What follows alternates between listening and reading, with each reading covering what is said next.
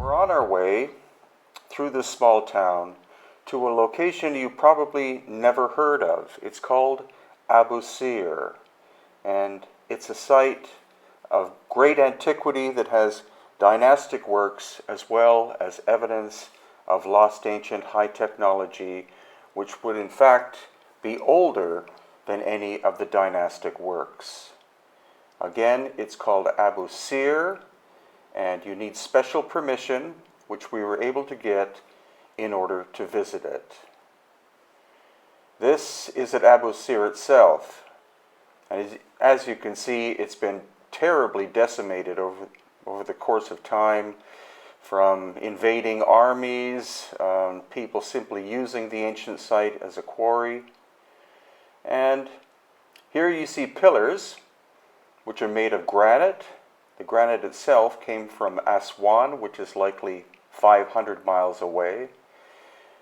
And we also see evidence, and abundant evidence in this location especially, of strange drill holes in very hard stone, which again could not have been done by the dynastic Egyptians.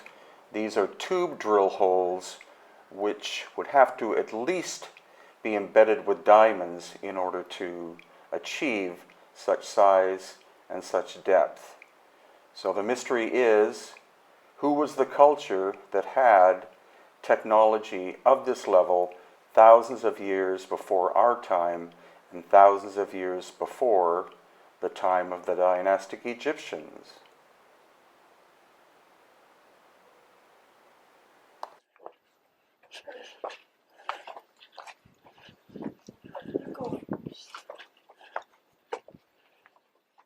Right inside. It's very straight through. Beautiful. Go ahead, kid. So here you see the level of the devastation of invading cultures and armies, and such a sad sight to see. However, there's also evidence that a massive cataclysm of some kind struck this site actually prior to dynastic times. And the timeline we're looking at is 12,000 years ago. Look at the weird erosion on these limestone posts, as if they were burned by something.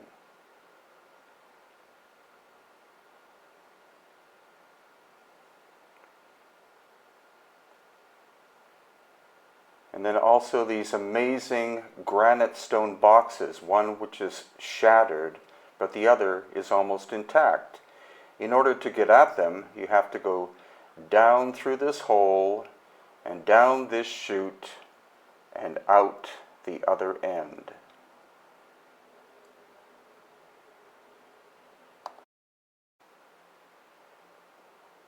Now the crispness of the edges and the flat surfaces could not have been achieved with hand tools.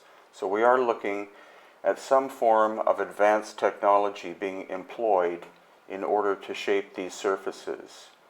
The edges are incredibly crisp after thousands of years, and the curved surfaces are perfectly curved. There are no depressions, no protrusions. So again, it's a mystery as to who did this work, but that's why we encourage you to come with us in March of 2018 and see for yourself. Again, we have these strange, heavily eroded surfaces.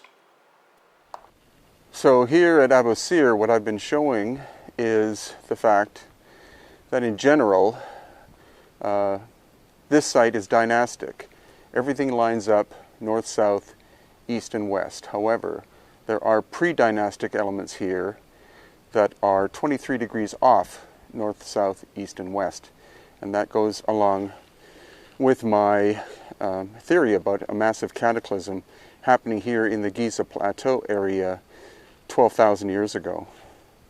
The major damage from this cataclysm seems to be here in what is more or less the center of the ancient land called Bu-Wizir, or the land of Osiris. And then when we go south and north, the damage becomes less and less.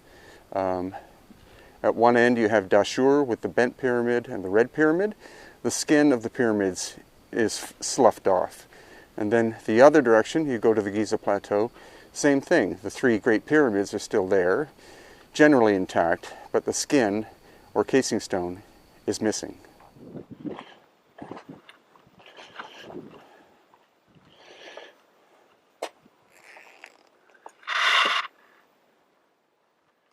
Kind of seems out of place, doesn't it? Just sitting Yeah. Well, you see all the saw marks in this? Yeah.